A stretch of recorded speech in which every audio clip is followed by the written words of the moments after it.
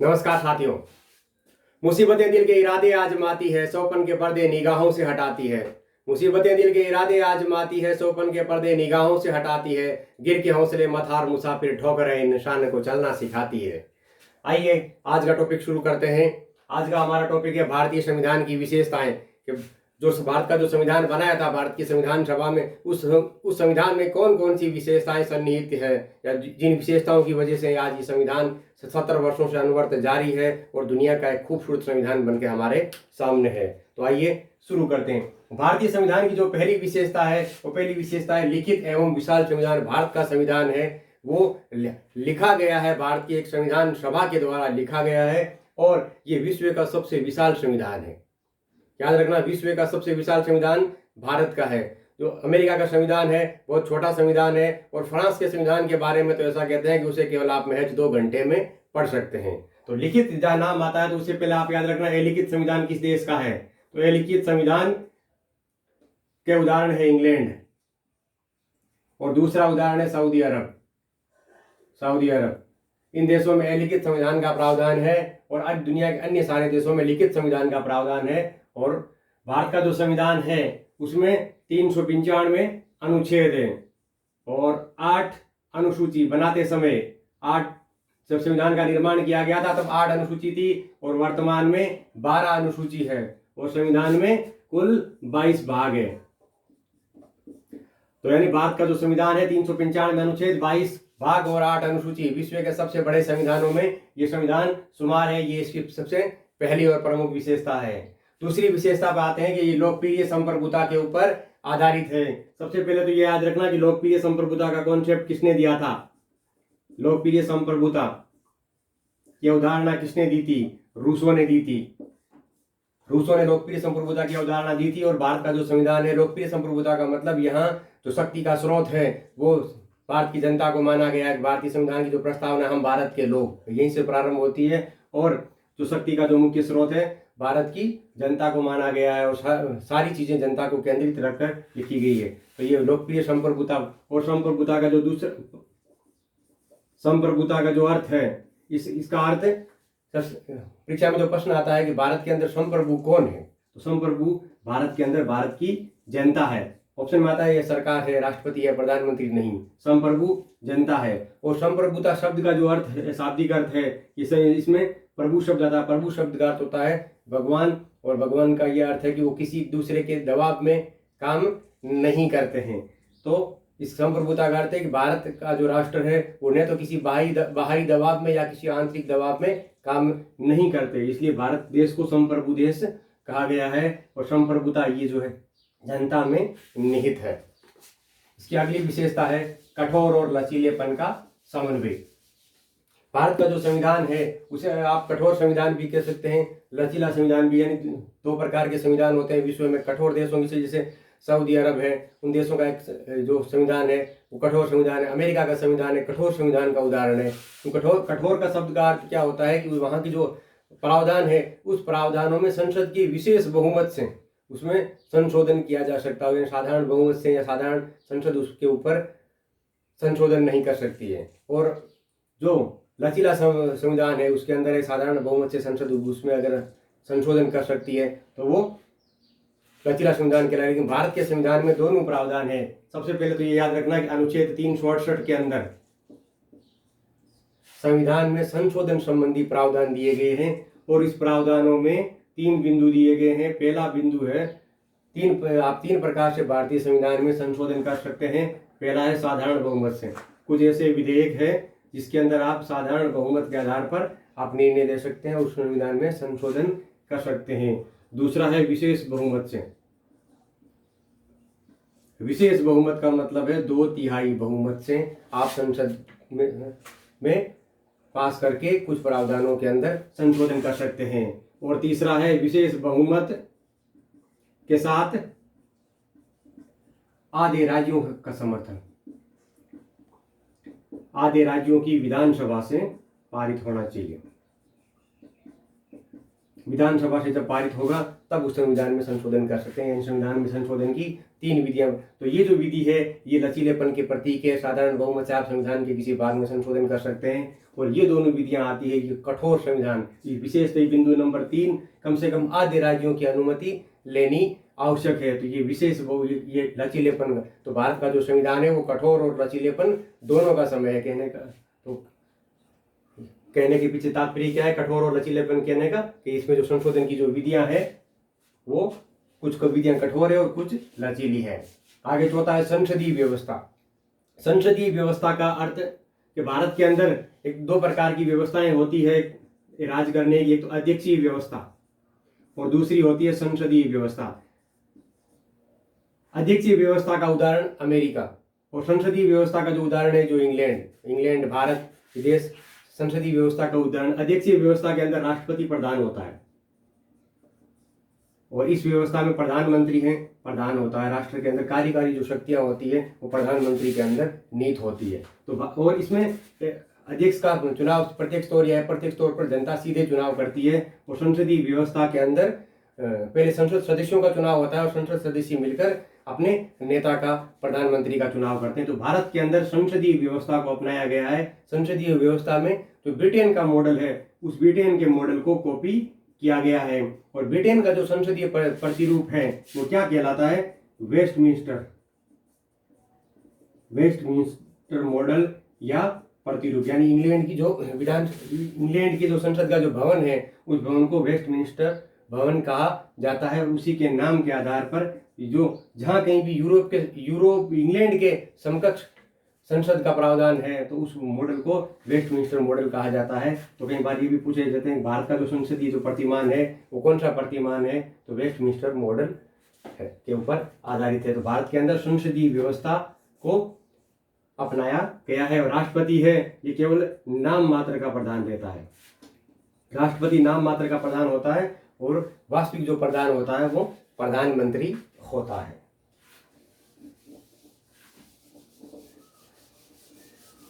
अगली विशेषता है एकात्मक और संघात्मक व्यवस्थाओं का समन्वय। एकात्मक और संघात्मक का अर्थ है कि एकात्मक के अंदर राज्य के अंदर एकात्मक का एक सरकार शासन करती है और संघात्मक में केंद्र और राज्य की 2 सरकारें मिलकर शासन करती है। तो भारत के अंदर भारत एक राज्यों का संघ है जहां 28 राज्य है। 28 राज्यों की अलग सरकारें हैं और केंद्र की अलग सरकारें हैं। तो उसमें भारत के अंदर जो शक्तियां हैं उस शक्तियों का 3 भागों में बंटवारा कर रखा है। संघीय सूची, राज्य सूची, संघीय सूची, राज्य सूची और समवर्ती सूची, 3 प्रकार की सूचियां बनाकर इनका कार्यभार अलग अलग विभाजन किया गया ताकि एक दूसरे के मध्य टकराव नहीं हो।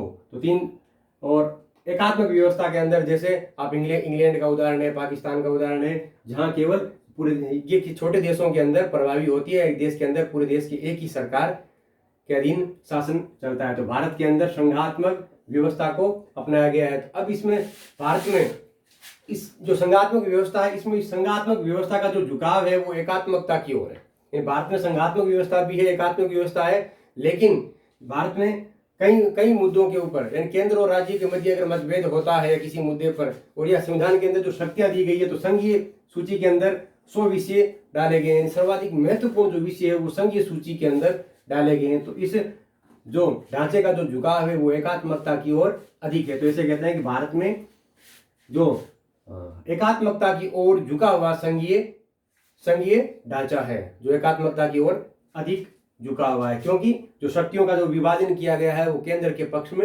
अधिक किया गया है। राज्य ऐसा कोई भी कानून नहीं बना सकता जो संघीय सूची के कानूनों से मेल नहीं खाता हो या उनके प्रति प्रभाव पड़ता है। संविधान में स्पष्ट प्रावधान है अगर एक ही मुद्दे पर 2 कानून अगर टकराते हैं तो उन दोनों में केंद्र का कानून प्रभावी होगा। तो ऐसे कह सकते हैं कि भारत का जो संविधान है वो एकात्मक और संघात्मक का मिश्रण है, लेकिन वास्तव में वो एकात्मकता की ओर अधिक थोड़ा झुका हुआ है। अगली विशेषता है मूल अधिकार और मूल कर्तव्य। जैसे भारत के जो मूल संविधान था उसके अंदर 7 मूल अधिकार दिए गए थे। याद रखने लायक बिंदु। और वर्तमान के अंदर 6 मूल अधिकार है। एक मूल अधिकार संपत्ति का अधिकार, संपत्ति का अधिकार, इसका विलोपन कर दिया गया कब? 44वें संविधान संशोधन द्वारा 1978 में। याद रखना, 44वें संविधान संशोधन द्वारा 1978 में संपत्ति के अधिकार को मूल अधिकारों की सूची से हटा दिया गया था। अब ये अनुच्छेद 300 के तहत एक कानूनी अधिकार है, महज कानूनी अधिकार। तो ये भी याद रखना कि वर्तमान में संपत्ति का अधिकार है वो किस अनुच्छेद के तहत है? 300 के तहत। और ये केवल अब एक कानूनी अधिकार है, ये मूल अधिकारों की श्रेणी में नहीं है। 44वें संविधान संशोधन द्वारा 1978 में मोरारजी देसाई की सरकार ने इसे हटा दिया था। तो कुल 6 मूल अधिकार भारत के संविधान में आपको भारत के नागरिकों को प्रदान किए गए हैं। और मूल कर्तव्य कई बार परीक्षाओं में प्रश्न पूछते हैं भारत का जो मूल संविधान बना था उसमें कितने मूल अधिकारों का मूल कर्तव्यों का प्रावधान किया गया था? तो 0 मूल अधिकार। भारत का जो मूल संविधान है जो 1950 में लागू हुआ था उसमें मूल कर्तव्य का कोई प्रावधान नहीं था। मूल कर्तव्य 1976 में सरदार श्रवण सिंह समिति की सिफारिश पर 42वें संविधान संशोधन द्वारा 1976 में जोड़े गए थे। 1977 में जोड़े गए थे। और कितने जोड़े गए थे? 10 जोड़े गए थे। कब? 1976 में।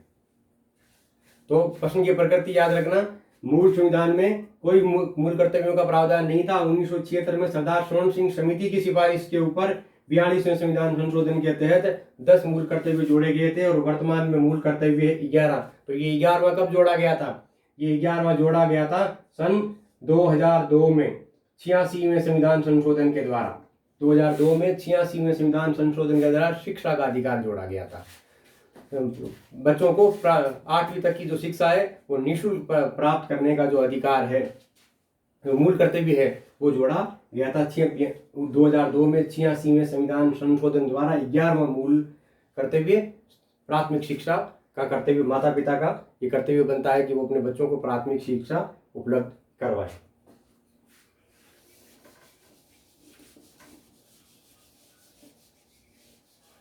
अगली विशेषता है संसदीय संप्रभुता व न्यायिक संप्रभुता में समन्वय। संसदीय संप्रभुता और न्यायिक संप्रभुता, यानी कई संसद और न्यायपालिका में अगर टकराव हो जाए तो इनमें किसको वरीयता दी जाए? संसदीय संप्रभुता का जो उदाहरण है वो इंग्लैंड है। यानी इंग्लैंड के अंदर न्यायपालिका से ऊपर संसद है वहां की। कहते हैं डीलोम ने कहा था कि इंग्लैंड की जो संसद है वो स्त्री को पुरुष और पुरुष को स्त्री नहीं बना सकती, इसके अलावा सब कुछ कर सकती है। तो ये वहां की संसदीय सर्वोच्चता का उदाहरण है। संसदीय सर्वोच्चता का सबसे सर्वोच्च उदाहरण जो है वो इंग्लैंड है। और न्यायिक संप्रभुता का उदाहरण है अमेरिका, यूएसए। यूएसए के बारे में कहा जाता है कि यूएसए में कानून वही है जो वहां का सुप्रीम कोर्ट कहता है। तो वहां संसदीय न्यायिक सर्वोच्चता है। जबकि भारत में इन दोनों का समन्वय करके इन दोनों को मिला जुला रूप है। इनमें न तो भारत में संसद सर्वोच्च है और न सुप्रीम कोर्ट सर्वोच्च है। इनमें संविधान को सर्वोच्च माना गया है कि संविधान के अंदर जो लिखा गया है उसको से अक्षर से पालन करना है। अगर संविधान के अंदर जो बात लिखी गई है उस दायरे के अंदर कौन आगे है।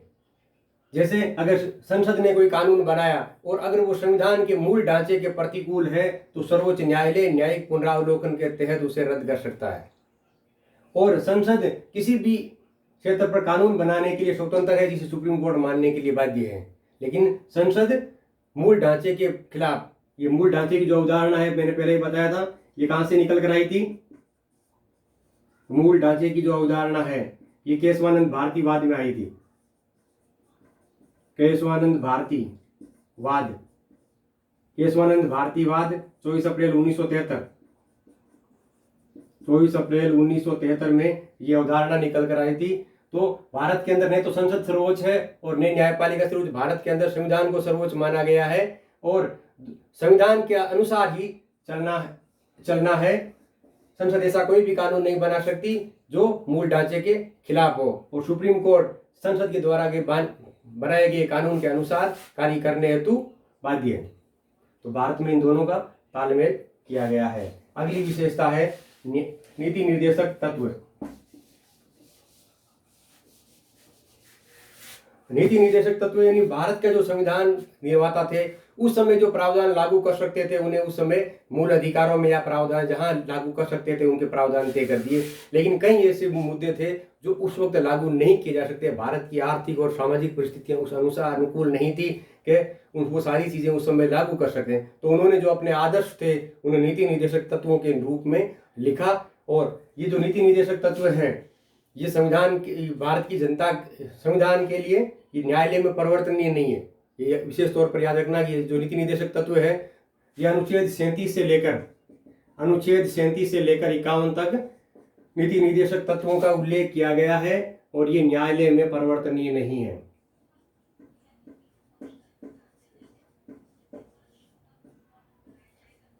परिवर्तनीय नहीं, इसे न्यायालय में नहीं ले जा सकता कि आप नीति निर्देशक तत्वों में ये बात लिखी गई है तो इसे लागू कर। जैसे मूल अधिकारों के बारे में आप न्यायालय में जा सकते हैं कि आपका ये अधिकार है। अगर आपसे कोई जो मूल अधिकार 6 मूल अधिकार से कोई हनन कर रहा है तो आप न्यायालय में जा सकते हैं। लेकिन नीति निर्देशक तत्व 37 से 51 का किसी तत्व का हनन हो रहा है तो आप न्यायालय में नहीं जा सकते। तो अनुच्छेद 37 से लेकर अनुच्छेद 51 तक नीति निर्देशक तत्वों का उल्लेख किया गया है।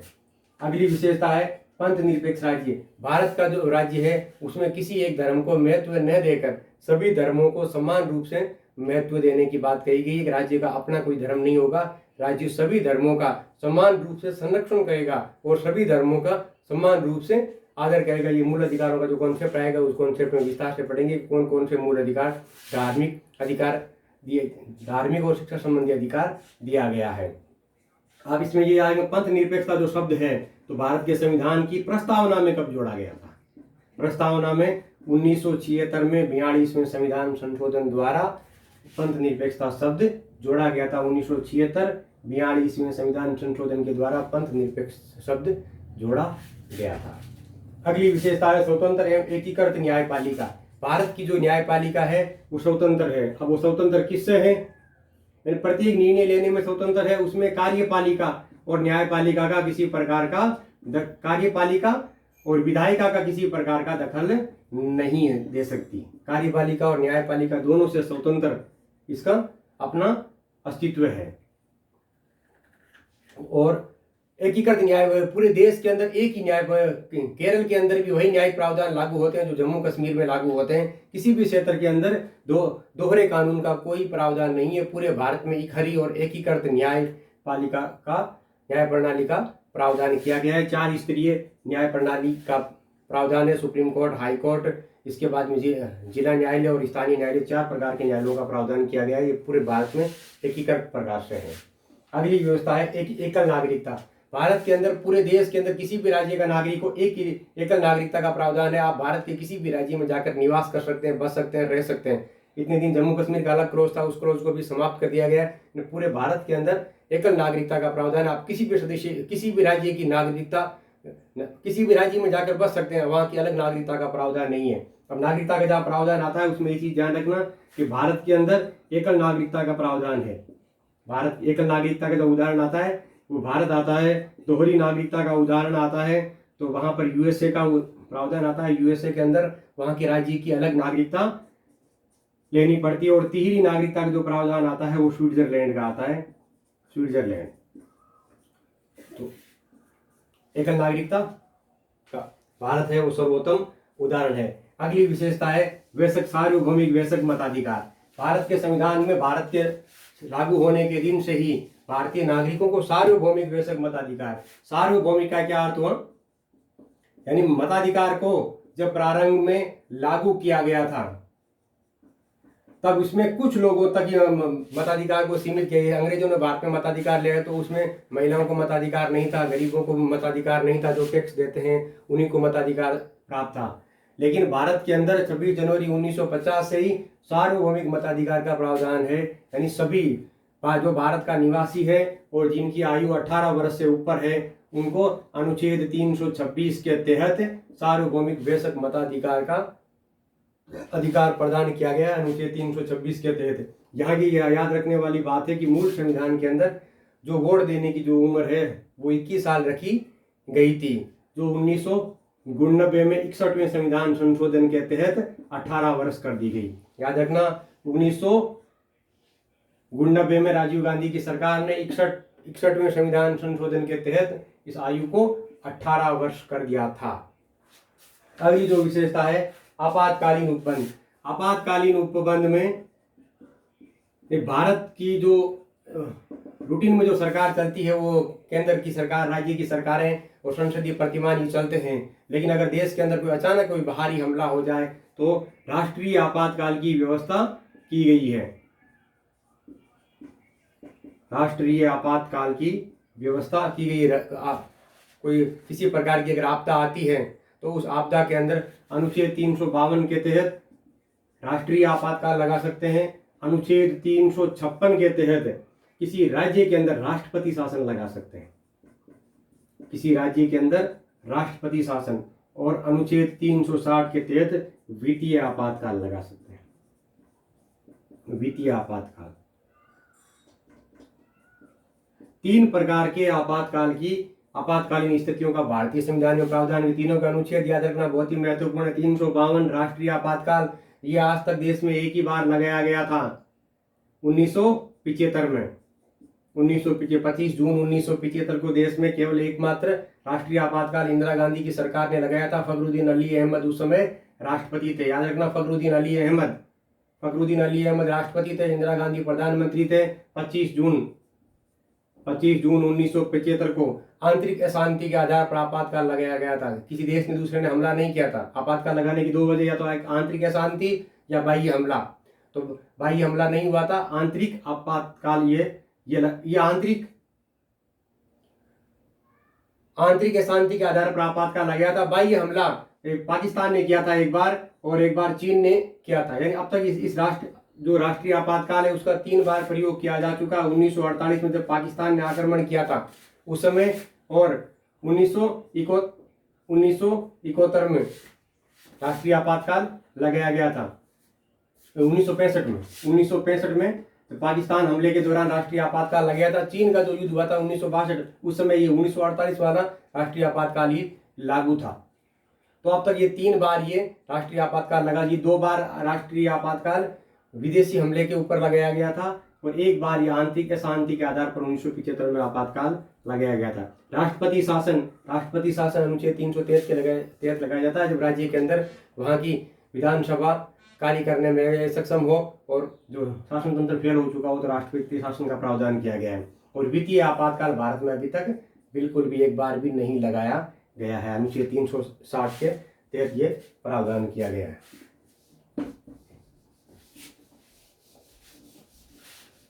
अगली जो विशेषता है त्रिस्तरीय सरकार।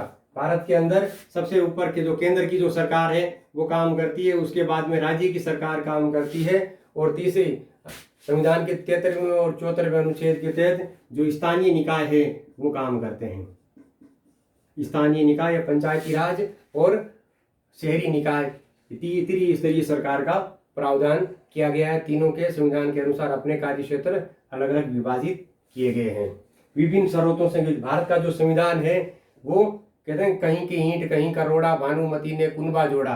अलग अलग देशों से जिन देशों से हमें जो चीज़ अच्छी लगी उन देशों को उन प्रावधानों को अपने संविधान में लिखते चले गए। भारत के संविधान को विदेशों से कहीं अच्छी चीज़ें ली गई थी। ये मैं अभी सारा देशवार आपको लिखूंगा किस देश से कौन सा प्रावधान हमने लिया था। उसके बाद में ऑटोनोमस बॉडी, स्वतंत्र निकाय का अर्थ यह है कि भारत के अंदर कार्य करने के लिए जो भी जैसे राष्ट्रपति है, संविधान मंडल है, इन सब के ये अपने आप में ऑटोनोमस बॉडी है और इनका खुद का एक निश्चित कार्य क्षेत्र होता है। जैसे आरपीएससी है, यूपीएससी है, केग है, इन तरह के महालेखा परीक्षक। इसके अलावा तो ये जो संविधान के अंदर ऐसी संस्थाएं हैं, निर्वाचन आयोग, ये ऐसी संस्थाएं हैं जो बिना किसी दबाव में स्वतंत्र रूप से काम करती है, निष्पक्ष रूप से काम करती है, किसी के दबाव में काम नहीं करती। इनका जो ये खुद में अपने आप में एक पूर्णतः संप्रभु संस्थाएं हैं जो किसी दूसरे के दबाव में काम नहीं करती। ऑटोनोमस बॉडी कहा गया है, नहीं तो संविधान के अंदर इसे संविधान के अनुसार इन्हें शक्तियां दी गई है। संविधान इन ऑटोनोमस बॉडी को संविधान के विभिन्न अनुच्छेदों द्वारा इन्हें शक्तियां दी गई। उन शक्तियों के अनुसार ये काम करते हैं। राज्य सरकार या केंद्र की सरकार या न्यायपालिका इनके कार्य क्षेत्र में दखल अंदाजी नहीं कर सकती। तो ये ऑटोनोमस बॉडी भी अपने आप में एक भारतीय संविधान की बहुत ही महत्वपूर्ण विशेषताएं हैं। तो कुल ये 16 विशेषताएं हैं